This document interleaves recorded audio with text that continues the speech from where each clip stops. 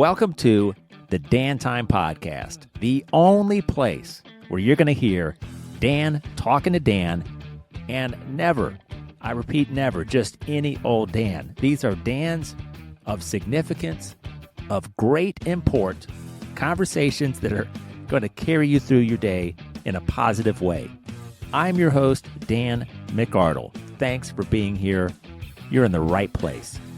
dantimepod@gmail.com for any requests, suggestions, nominations for guests.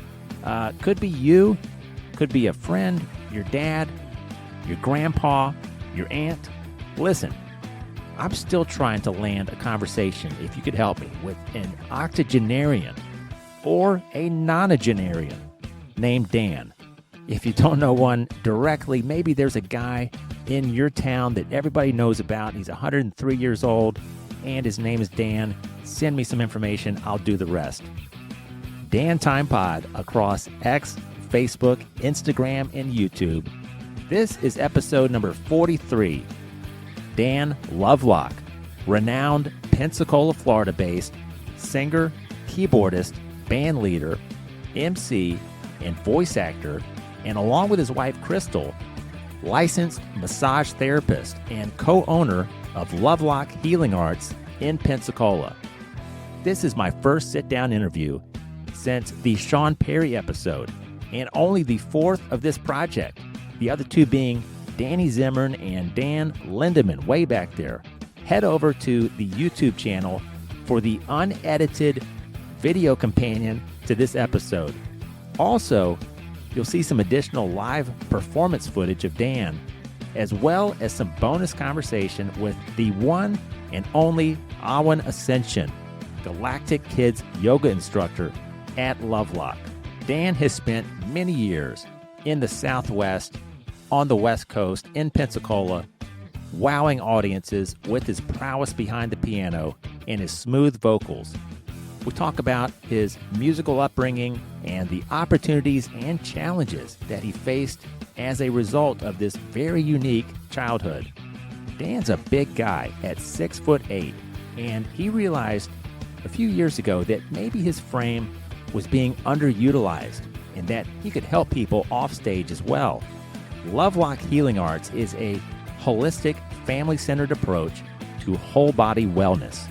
They offer massage therapy, yoga, barre, workshops, breathwork, meditation, energy and sound healing, hypnosis, and programs for infants, kids, and mama and me. Go to lovelockhealingarts.com and check out the schedule and programs being offered. Every Thursday night and Saturday night, you can see Dan perform in the area. Thursdays, upstairs at the District, Seville Steak and Seafood. Saturdays at the world-famous Rosie O'Grady's at Seville Quarter. Okay, let's get to the conversation. My little boy Wyatt is going to take a stab at it. Wyatt, let's say it's Dan Lovelock time. Okay. Dan Lovelock time.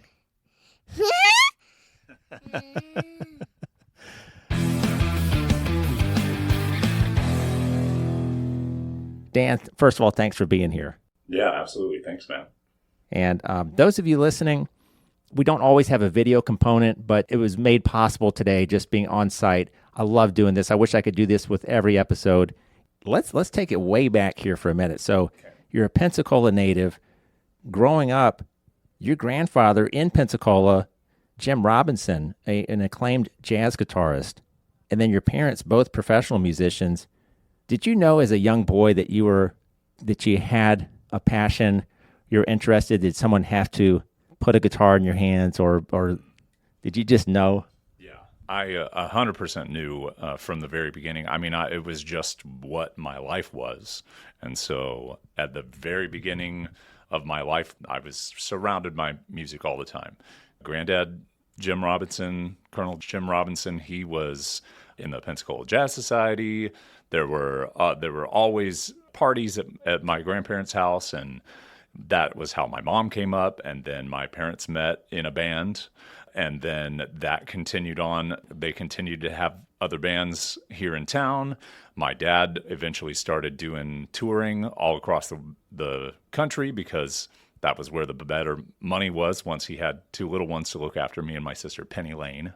And so we had, we had some tension there because he was always off on the road. And then one of the ways that tension was resolved was by moving to Vegas, where he could live and work all in the same city and make great money. And then eventually after that, he got in with the band The Spiral Staircase, which was a one-hit wonder in the 60s. I love you more today than yesterday. That was their big hit single. And then so they were doing cruise ships, and he got into that band. And then eventually after The Spiral Staircase wound down, as it were, my mom joined him on cruise ships, and then my uncle, her brother, Andy joined, and then eventually I joined. And so together we had about 4 years working on cruise ships and playing all over the world. So, And this is the Melodious Jones band? Yeah, originally their original band name was Neptune's Party, and then we switched it over to Melodious Jones. I really like the story, going back to what you said about your dad was in Las Vegas, but the family was in Pensacola, and this doesn't happen all the time. Sometimes dad just stays away and is not really a part of his children's lives that often. But was this something that your father said, hey, why don't you guys all come out here? Or was it an insistence on your mother saying, look, we got to, or some combination? But that I don't necessarily have all the details on. It was a family decision. It was basically like, hey, there's all this work out here. I've gotten a couple gigs. It looks really, really promising. I've got lots of great prospects. Let's just pack up and move the family out there. And we went out to Vegas and did really well. But my mom's mom was not doing well back here in Milton, where she was living. And so we moved back to be with her. After her passing, then we moved back to Vegas again. And so there was, as any child of a musician or military family or any other, there's some challenges and some opportunities with all of that back and forth all across the country or all around the world. And parts of it make you more resilient. Parts of it make it harder to make friends sometimes. You kind of have a disposition that I don't know how long I'm even going to be around here. So, those are different things that I've struggled with internally to kind of recalibrate and make sure that I don't let those experiences color my present too much. And that was one of the reasons why I wanted to come back to Pensacola, was I wanted to reconnect with my roots. I wanted to, and I had an amazing career on my own, both the early part with my parents and then later after I went off and did stuff on my own. And I wanted to make sure that I had a time where I played in my own hometown, because I had never done a gig in my own hometown. So that was like a very general and high level goal that I wanted to accomplish for a long time. And I finally made that happen by setting myself up with 2 career options and going into massage therapy and being able to support my new family with both of those things and make sure that I have the stability and balance to be able to offer all of my talents back to my own hometown. that's great. It just probably never left you, maybe even in your teenage years or mid-20s, that you thought, there's things I still want to accomplish in Pensacola. Did it feel like it was an unfinished chapter, or?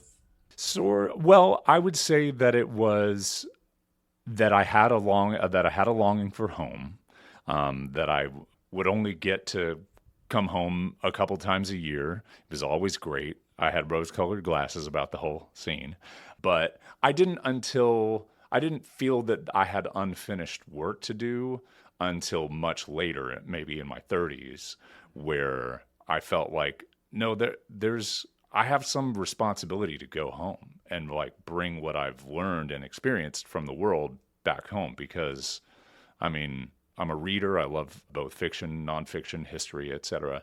And in any hero's journey, the hero goes the hell home at some point. Can't just be out there and then just disappear and not bring home the gold, bring home the knowledge, bring home whatever it is that you've collected from the world. So that was part of what was underlying that desire and that homesickness and nostalgia. And so now I'm here, and it's very, very real. And the rose-colored glasses are off, and I'm in the weeds, doing the things. I think that, Pensacola, for those of you who have not visited the area, it is a great melting pot. You meet people from all over. Some of them did not grow up here, and some of them, like in Dan's case, traveled for a while and have returned. Specifically, speaking about where we are today at Lovelock Healing Arts, I think that you and your wife, Crystal, and your staff here are providing really an essential service and filling a need for the community. How nice is it we'll get into some of the details of the business, but to get some of the feedback, whether it's online or in person, about how you're improving people's lives? It really is. It's one of the most fulfilling things that I have ever experienced, to be truthful. I mean, that, in my mind, what I wanted to do when I went to massage school was to serve people in a more direct and hands-on way than I had been as a musician. And I also wanted to leverage my bodily leverage. In other words, I'm 6'8", north of 200 pounds. Like, I've got some physical presence to use that is underutilized in my musicianship.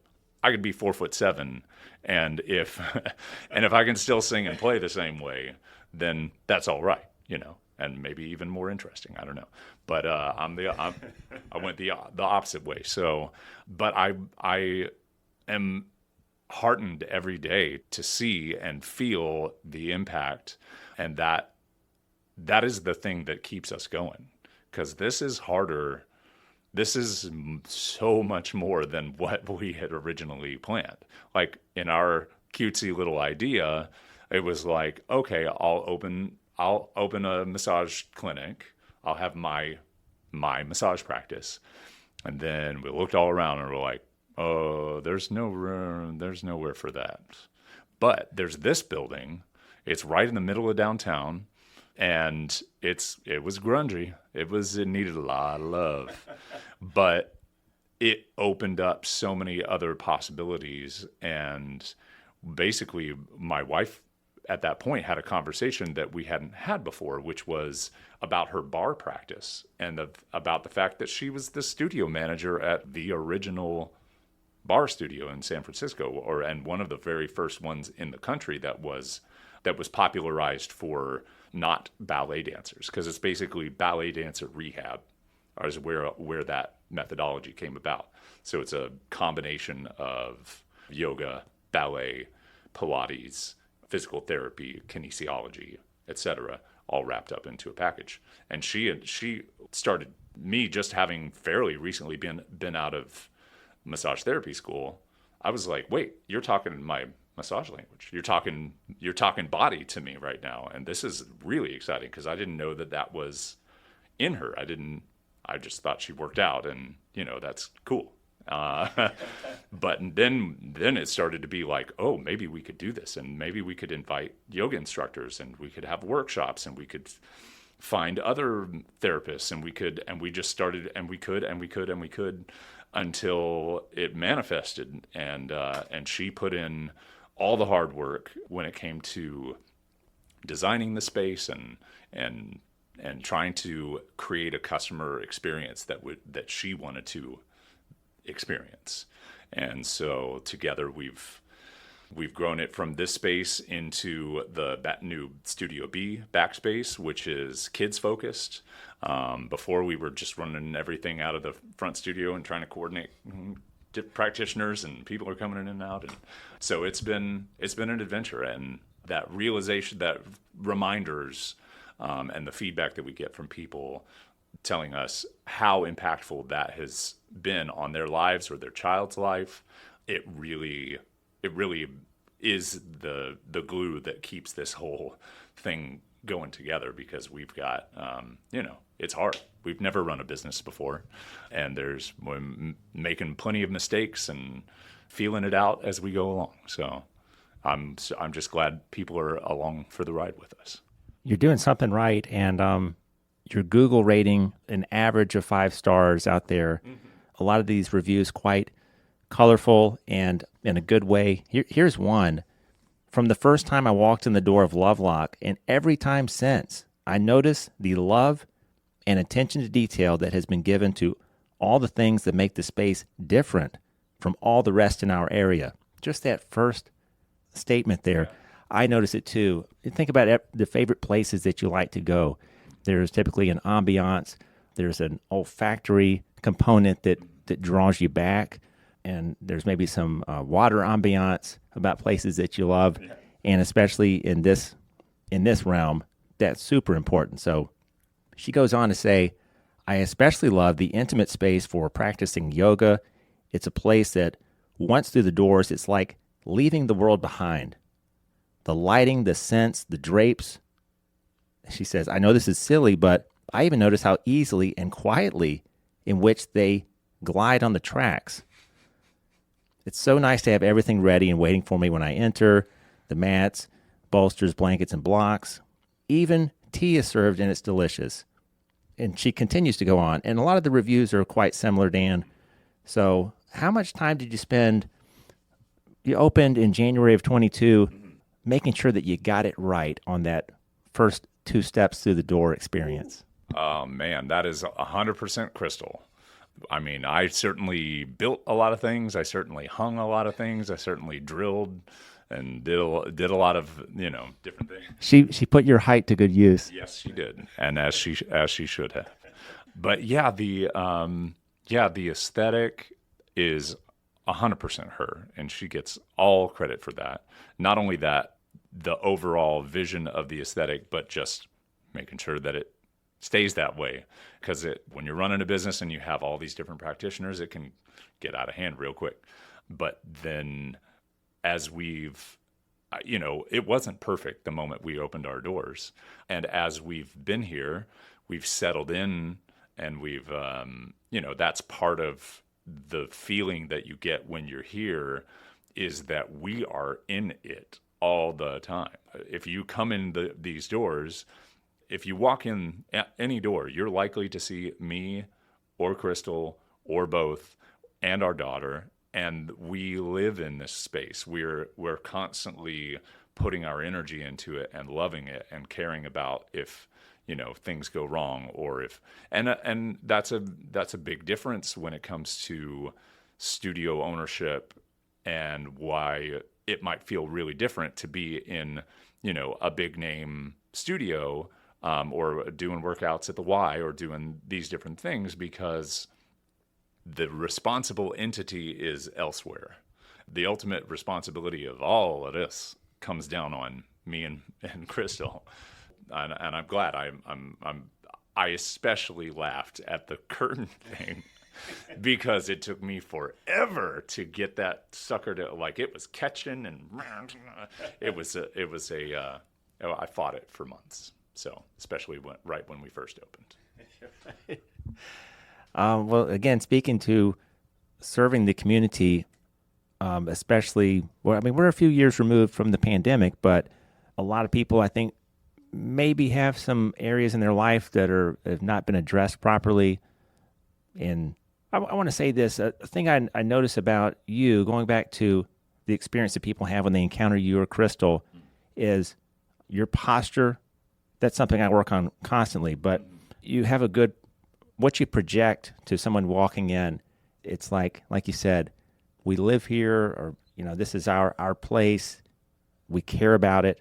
And all that comes across, and people feel like they're in the right place.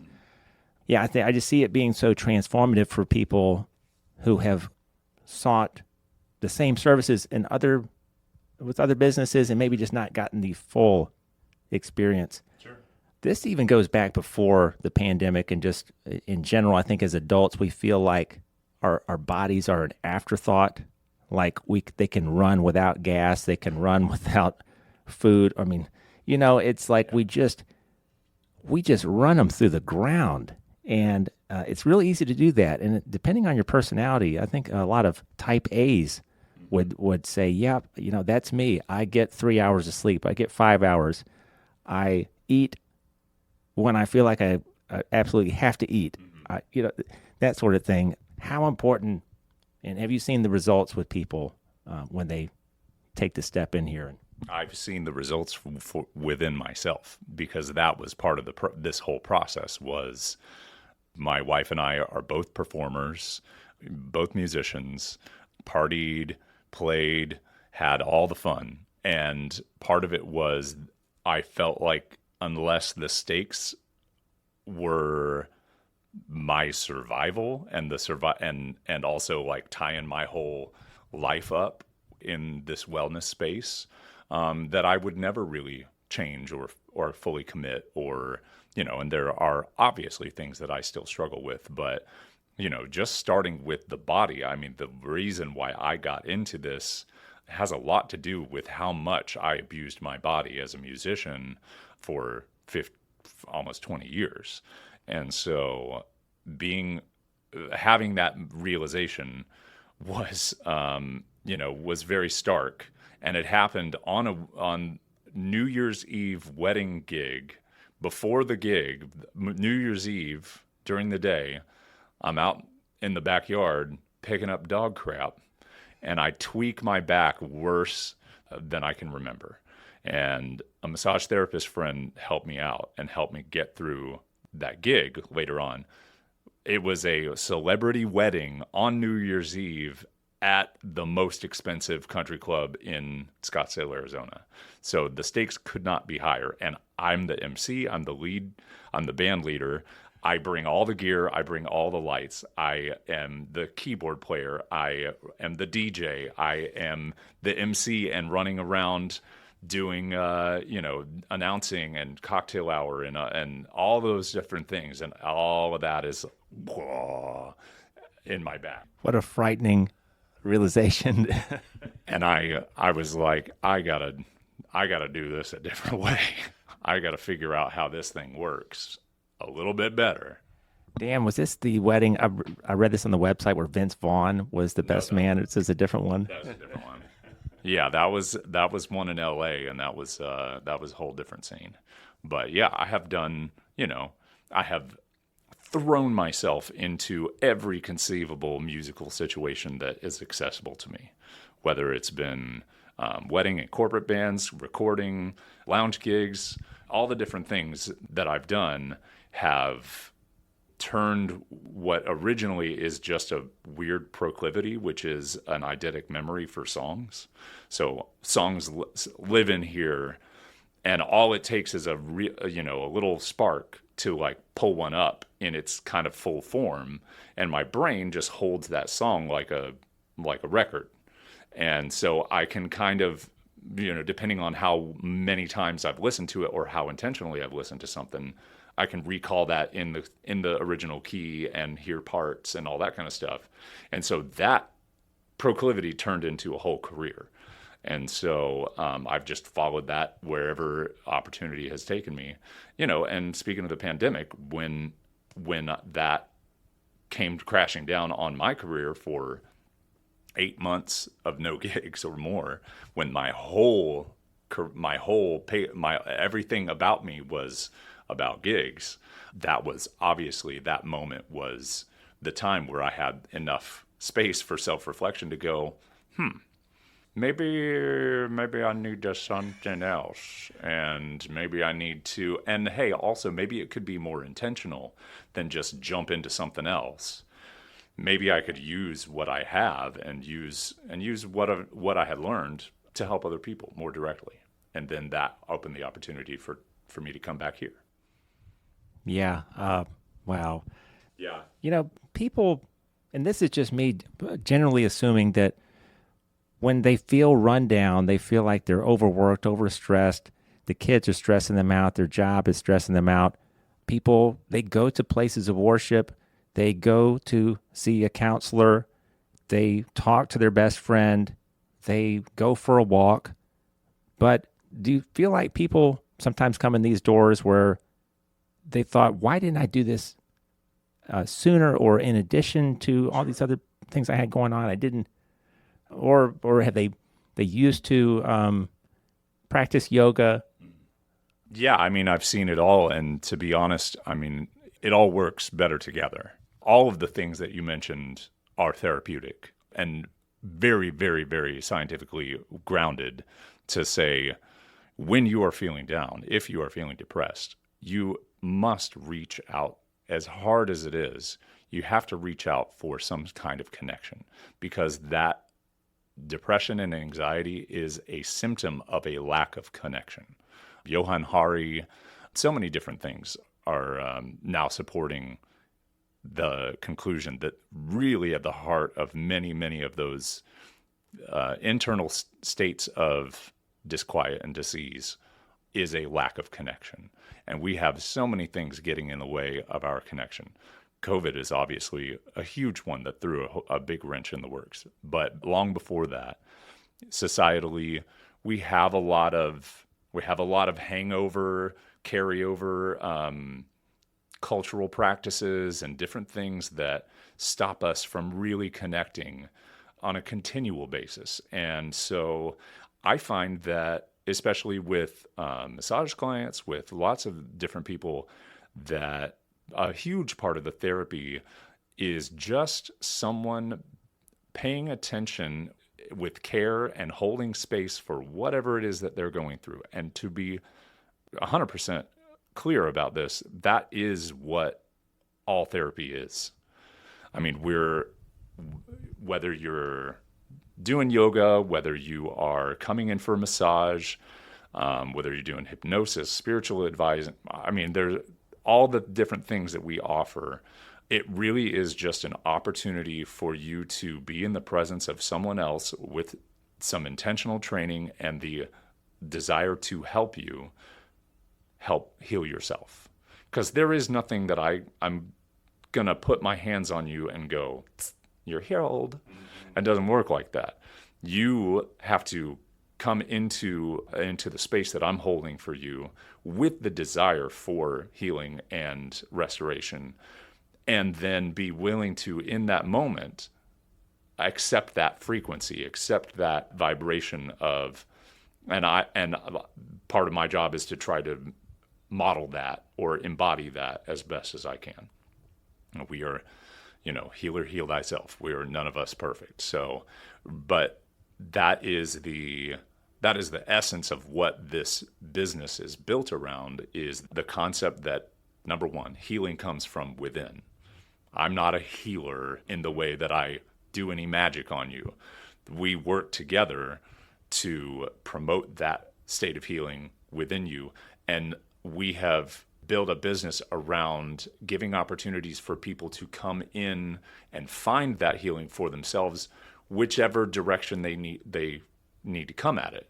So for plenty of people, it can just be a yoga class, and that in and of itself is moving the ball forward, or it's a nice massage, or it's energy work, or it's want to go deeper and do some hypnosis and dig into, turn off the conscious mind and deal directly with the subconscious mind. So many different practices, sound baths and Kundalini, and the list goes on, and it really has been determined by the passion and the training of practitioners who have been attracted to this place. And so we've been incredibly fortunate to be in a time and space where so many different people have those practices available to serve others, and that they have been attracted here.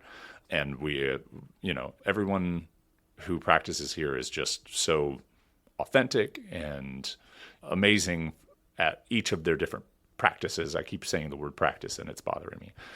Disciplines, services, all those different things. So it's very gratifying to see that all those connections equal the healing that people need, because ultimately it is the most healing thing is being in community together and feeling that support, and then working on little treatments, this detail here, this detail there. Let's open it up. Let's open this up.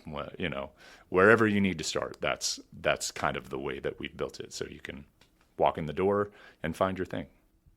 And people are probably comfortable coming in here, and if they happen to get emotional, they probably feel like that's okay. Yeah.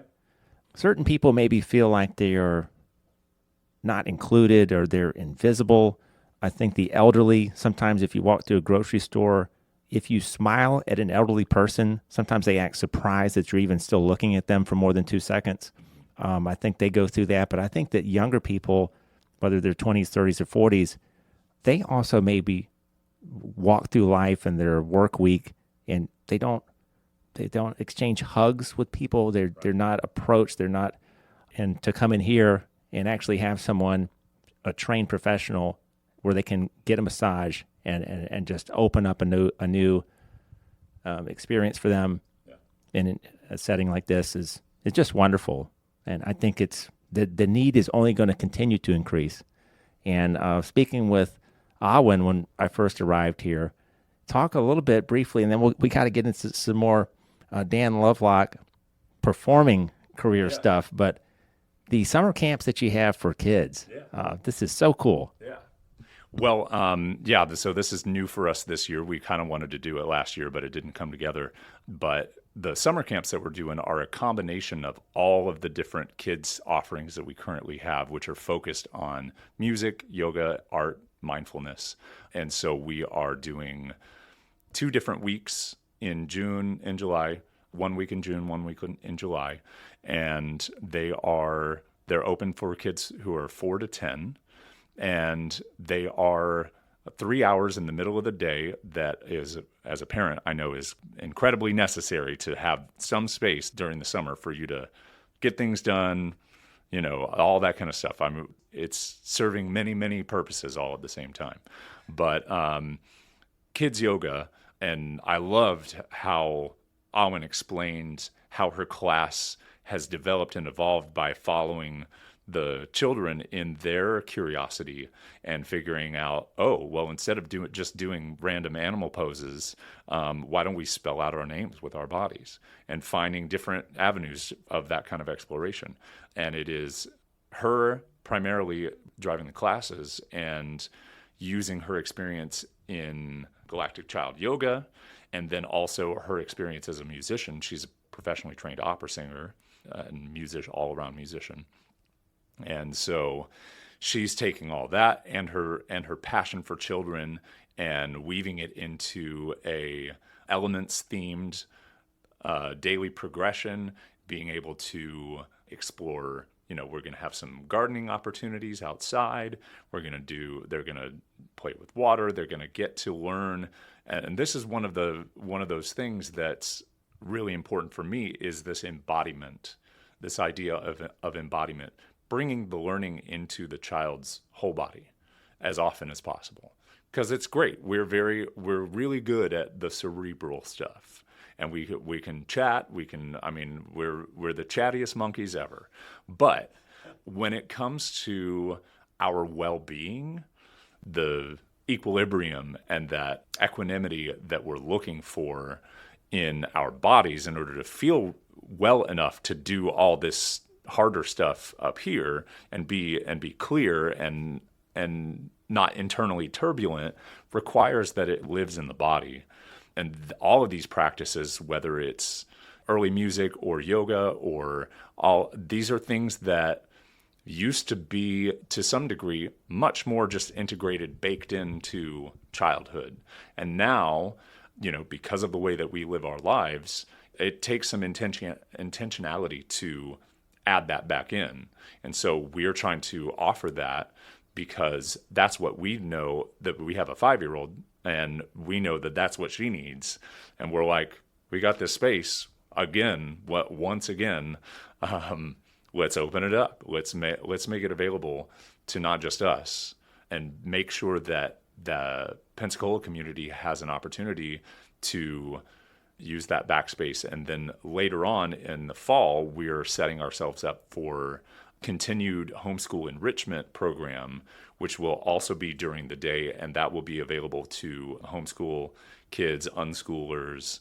That will be, I'm just now setting up the platform to be able to accept the PEP funds, like the Florida School Choice funds, so that 3 hours out of every Monday through Thursday, they can have a space where they are continuously learning and interacting, and all worries about, homeschoolers not getting enough social interaction and all that kind of stuff, there you can erase that just like that by just giving them an opportunity. And for us as entrepreneurs, we need that too. We need that time to just focus on the business and our own relationship for that matter.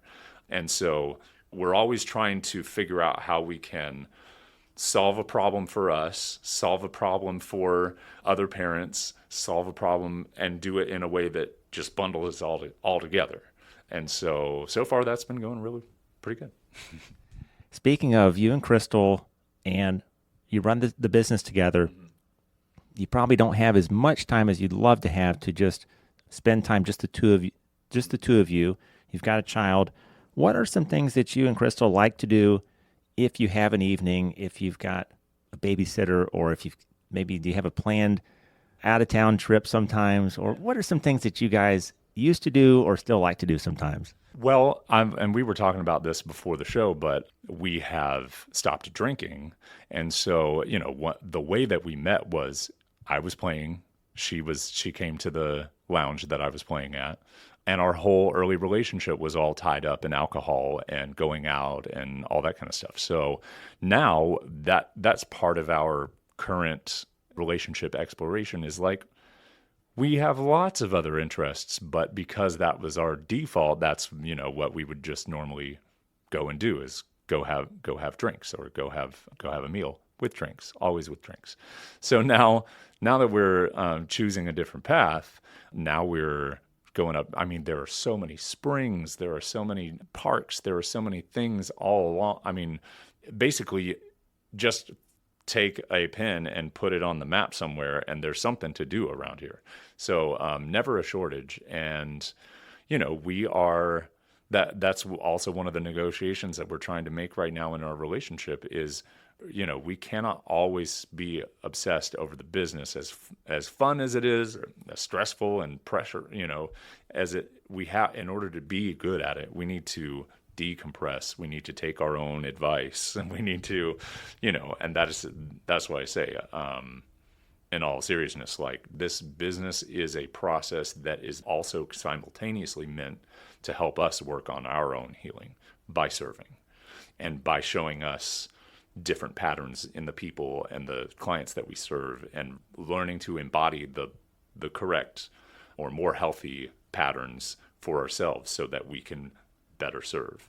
And that cycle continues. So we're doing weekly date nights. We're figuring out, and she's all right now, currently she is in the Pensacola Little Theater production of Rent. And so she's in rehearsals every night. And so that's an added layer of complexity. I'm performing a couple nights a week still and running all this, and we're doing dad stuff and seeing clients and et cetera, et cetera. So it is a never-ending juggle, but it's got this momentum now. It's got this rhythm that we're kind of getting into a groove with. And once she's done with Rent in the summer, I mean, it's going to feel like a vacation at that point. That's one of the benefits of adding too much to your plate is anytime you take something off, you're like, oh, that's really working for me. Yes. Hallelujah. Yeah, I could see a lot of us have a tendency to just fill up every corner of our calendar. And some of it, you look at it, you're like, I don't have to do that. I choose to do that, and it's fun, it's healthy, and whatever, but sometimes it's okay to have some relaxation or work in a hobby. I should take some of that advice sometimes. Yeah. Spring cleaning with everything. Everyone, you gotta clean out the closet and move stuff along and go, oh, that's not working for me anymore. Now, Dan, going back to the top of the conversation, you moved to Las Vegas and then Scottsdale. You've had many, many years on stage. And for several years now, you've been the featured player or one of the featured players in the Rosie O'Grady's dueling piano show at Seville Quarter in Pensacola. This is a big deal, folks. If you've got a trip planned to Pensacola, this is a must stop. And if you ask people at your hotel, they're probably going to tell you something similar. Either go to Seville or check out the dueling piano show. You've been performing for a long time. You do some voiceover work. And we were talking earlier that you'd kind of like to shift the balance a little bit. Maybe still perform, but with the business and everything, going back to just moving some pieces around. Is that you'd like to do a little bit more on the voiceover side? Yeah, definitely. And my mom was a radio DJ when in her high school, like junior, sophomore, or junior, senior year, and out of high school, up in Milton. And yeah, I've been wanting to, play with my voice in other ways. I have done so many different kinds of gigs, and this is really the first time where I've been in a genuine dueling piano bar. But I feel like every gig and every experience that I've had has led up to me being able to even do this, because it's a whole different level of engagement with the audience, pulling requests, doing call downs, doing fight songs, and me having to bust out, Whitney Houston and Celine Dion, because I'm the one who can do it. Yeah, real quick, I got to say, because I've seen this a few times, and you may have been on stage if this goes back a few years. Folks, this is a high-octane performance. Right. I mean, you're up and down, in and out of the seat. Well, and unless you come in and request a sad, sappy-ass song, in which case I'm going to do that one for you. And I probably, depending on how it's going, I might call you out on it. And it's been incredibly fun and has brought out a side of me that was never freed before, because for a long time, especially the past few years when I was living in Arizona, I was, for the most part, in high-end lounges, steak and seafood spots, kind of jazz trio type stuff. And then my main money makers were all these wedding gigs, corporate gigs, Intel, whatever it was going on in Phoenix and Scottsdale, I would be the number one call there. And also got pulled out to L.A. and Seattle and San Francisco, Reno, and Lord knows where else. But at a certain point, I wanted to, again, come home, bring what I've learned, and weave that into a new experience. And then I originally was just trying to get a gig at the District, which is across the street from Seville, and that was kind of full up at that point. And then I've later on walked into the dueling piano bar for a networking event. They have a business after hours networking event at Seville, and walk in there, taking the bartender my drink ticket with my wife, and she turns to the pianos and goes, "Hey, when does this happen?" It's like, "Oh, it's tonight. Come on back at 8, and it starts up." And she's like, "Well, did you know that my husband is a badass singer and keyboard player?" He's like, "Well, no, I literally just met you right now, but I'm glad you said something. Come on back tomorrow. One of the owners will be here, the entertainment director, and, you can show him what you got." I'm like, "Cool, I'll be there." And after, nearly 2 decades of playing around, I sat in with the band for about half an hour. He listened to about 30 seconds of it, and he's like, yeah, go ahead. Yeah, we'll take him. But I had to work my entire life in order to just walk into a gig like that. So. And Dan, I haven't seen you perform. I'm hoping to catch some of your performance at the District tonight. Yeah. But I think a big part of it with any musician is if you can engage with the crowd, and I can tell from our conversation, you're probably very adept at engaging. I mean, you have the presence.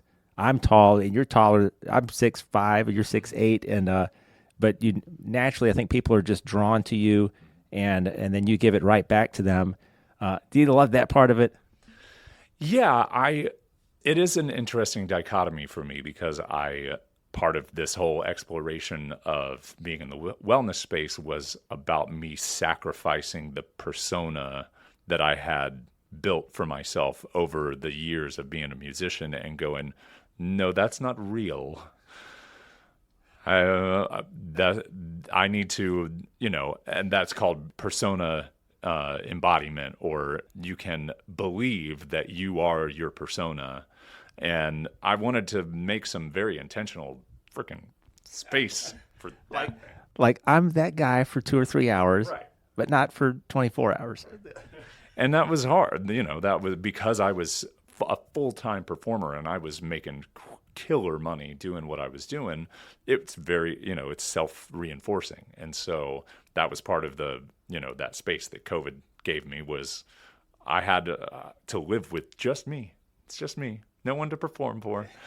And just me, wife, and baby. And, so that was very grounding. And I'm very grateful for that opportunity. But yeah, you feel free to ask my mom or anybody in my family. I have always sought that attention, have always been desirous of just being out, being big. And I'm like, this is what I'm working with, y'all. And why not? Let's have a good time. And so, but like I said, after 30, you start to go, I guess there's more to life than just having a good time. Maybe I should figure out kind of how to do that as well and still have a good time, but also, mature and progress. And other members of my family are, teachers at Oxford, and my granddad on my dad's side is a neurologist, and there was no pressure. It was just, the example of like, there's lots of stuff you can do there, boy. Don't worry about, it's awesome that you picked a path and that worked really well for you. But again, if it starts to feel like it's not working or it's gotten a little, sour on the edges, it might be time to trim some things off. And so, yeah, as I'm moving into deeper and deeper into adulthood and trying to spend as much time with my awesome daughter and beautiful wife as possible, yeah, I'm thinking, yeah, I could, just check into a voiceover studio for a couple hours and then be home for dinner and see clients and continue to expand what we can offer and bring more people into the fold and. So, but yeah, still playing, always plan to play out. I'm hoping to make the District my new performance home, and as well, in addition to all the other 1,700 things that I'm doing, I'm playing opening night at Pensacola Little Theater for Rent. So I'll be playing in the atrium during happy hour, like everybody's coming in and getting drinks and getting ready, and then you'll get to see my wife perform. So that's June 7th, coming up super fast. Oh my gosh, Dan, great stuff here. I love talking about both sides of your career, the here and now, and some of the past stuff and the performing stuff. And like you said, I think children, at least for me, it changes your perspective in so many different ways that you could never see coming. You make some lifestyle changes. It's crazy. You look back 10 years and you think, wow, look at what, I mean, you don't even have to be really ashamed of the old you, but you can just say, golly, did it take having kids to quiet all that down? Sometimes it takes a lot more than that. Yeah. 5-year-old daughter. I've got a 6-year-old. I have a 3 and a 2-year-old, and you see the years going by and you see the stages going by. So you want to be around and present and involved. Right. And, I'm so excited for what's in store for you and Crystal and everybody here at Lovelock Healing Arts. How often do you have people return with a friend? Ooh, well, I mean, I certainly get past client referrals for massage. People who have said, this is the best massage I've ever had. You must go. But yeah, and actually on our system, the platform that we use to book everything, they actually, it's weird that you're mentioning that because they just came out with like an easy way to do guest passes. And so I haven't implemented it yet, but that's going to be something that I'm gonna start rolling out and give everybody who's a member an automatic guest pass, one a month, so that because we want to see more and more involvement. We want to serve more people and bring the community closer together. And it's funny too, now that I've been here for 3 years, 3 years and 2 days. On June 1st, it'll be 3 years total that we've lived here. And so now I walk down the street, almost always run into somebody I know or somebody who knows me. Because of my exposure in the Dueling Piano Bar at the district. I've done other things. I do other events, Navy Federal Party, et cetera, et cetera. I'm always getting into all kinds of craziness. So, and that just creates opportunities to see if there's a way that I can serve that person.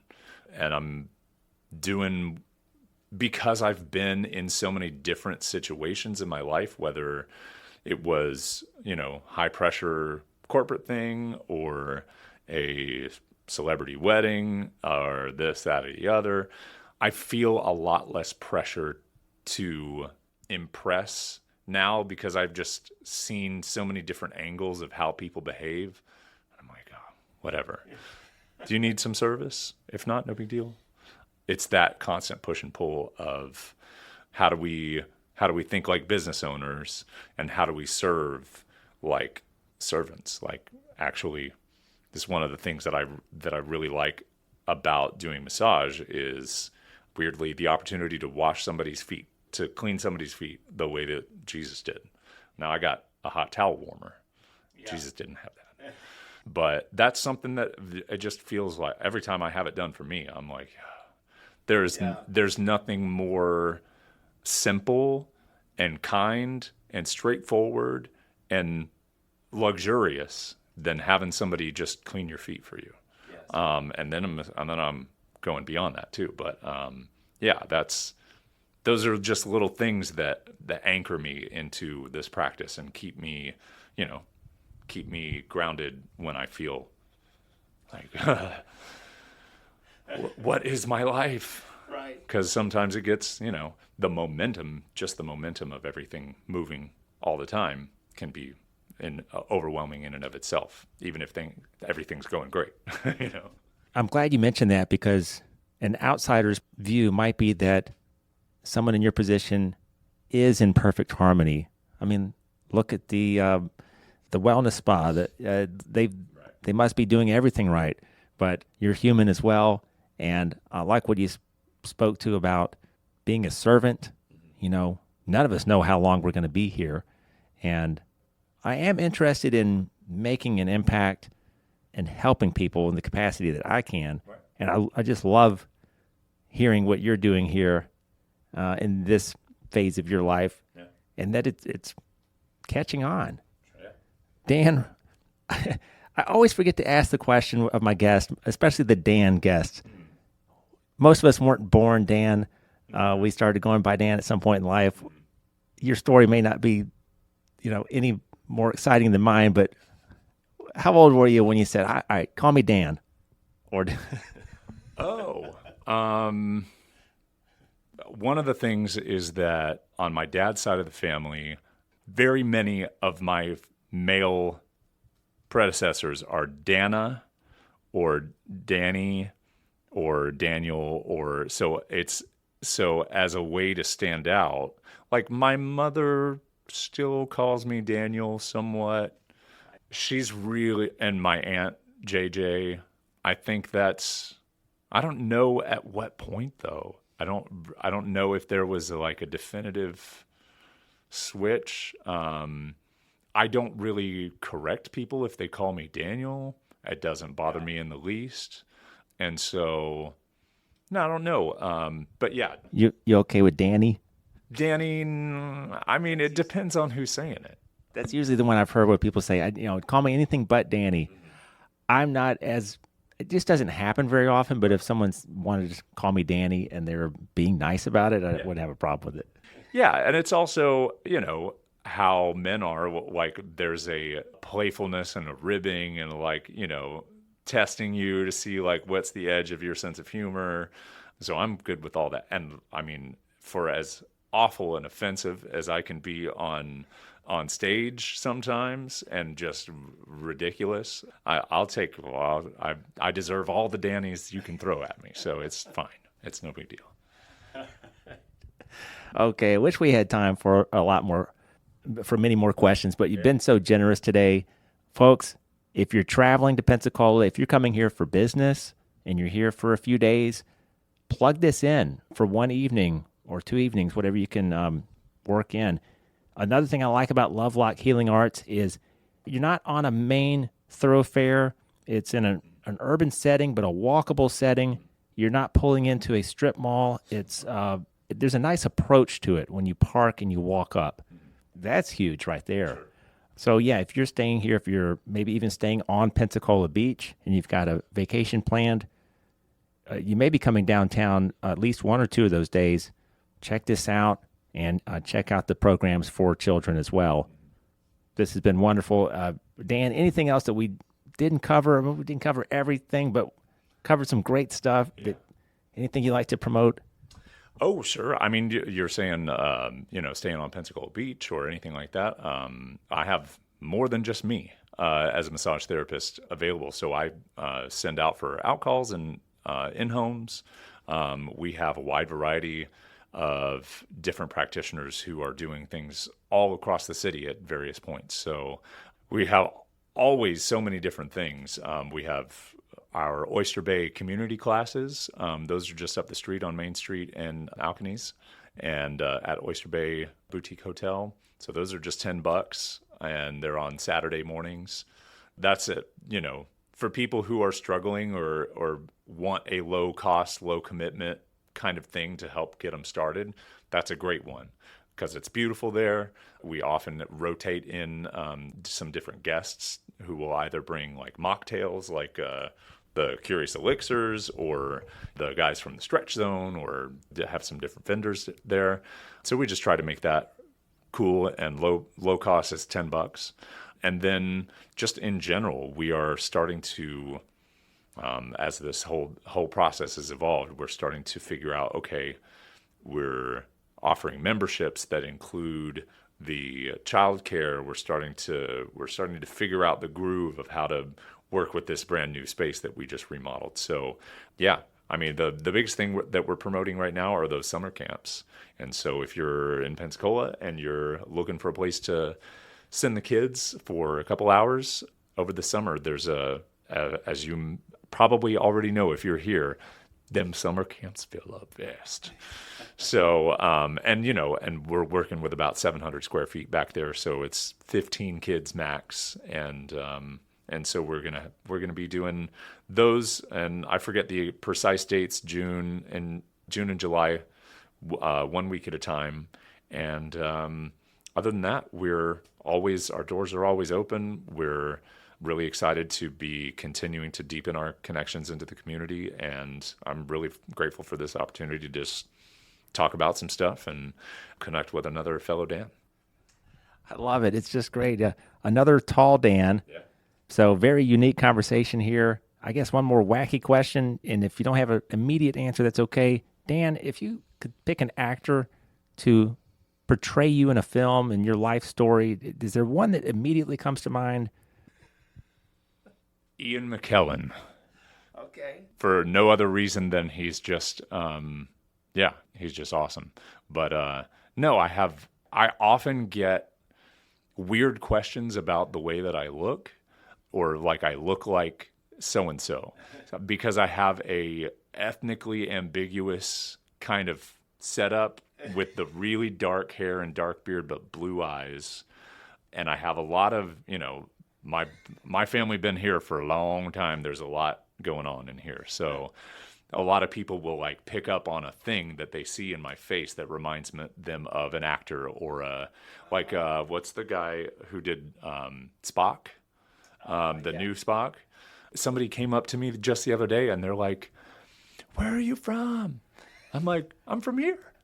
Hell, like on the piano, like literally in the middle of a piano bar performance, or my partner was leading the song.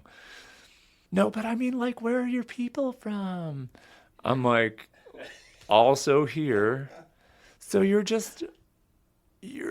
she was trying to get me to say, I don't know, some ethnicity or some confirmation of something that she felt. And I'm like, I'm a mutt, girl. I'm American. I mean, it goes all the way back to the beginning. So, and that's one of the reasons, side reasons why I love being in Pensacola, because this is where it all started for real. European settlement, really, this is the spot. And so when you want to understand how it's going since then, it's interesting to look at it from, the place where it first all started. So I'm grateful to be in Pensacola. I'm grateful that this is my home, and I'm grateful to serve as best as I can, imperfectly as I am. And I'm glad that you reached out and we got to have this conversation. I am too, Dan. Thank you so much for your time today. Absolutely. Hopefully we could do it again sometime. Heck yeah. All right, folks. Hope you enjoyed this episode. Check it out. The website is, there's actually a couple websites, right? Yeah. So, lovelockhealingarts.com, easy. danlovelock.com. All those things will get you to the places that you might be interested in or your favorite platform. So, yeah. And then you can always just find our info, call us up. We'll guide you to something that will serve you. If you're confused or you're like, some of that stuff sounds a little woo-woo, is there any science behind that? And most assuredly, yes, on all fronts. And if you want some deeper insight, or you need a little guidance to help you get started, or want to find out more about kids programs, just contact us. Excellent. Okay, folks, be good to yourself, be good to everybody around you. But I've said it's a long time ago, many, many weeks ago, but it starts with you, and look into it. If you're in the area, again, check it out, Lovelock Healing Arts, and have a wonderful week. We'll see you next Sunday on the Dan Time Podcast. Thanks for tuning in.